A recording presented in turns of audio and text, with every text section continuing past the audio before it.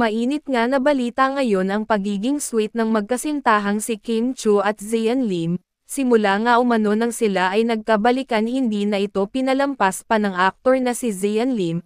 Kung matatandaan nga natin, kamakailan lamang ay sadyang pinagkakaguluhan ang magkasintahang ito sa social media.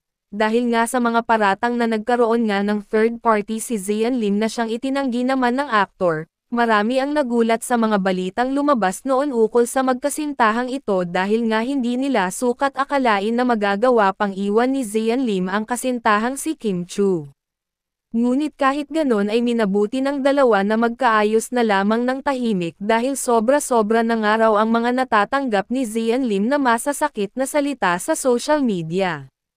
Dahil tao nga lamang raw siya at nagkakamali, hindi daw siya perpekto tulad ng sinasabi ng iba at tao lamang daw siya at nagkakaroon rin ng kasalanan.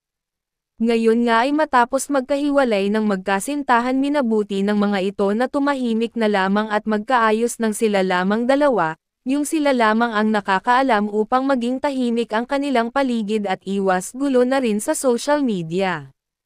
Kaya't ating tutukan ang iba pang detalye na ilalabas ng madla sa social media.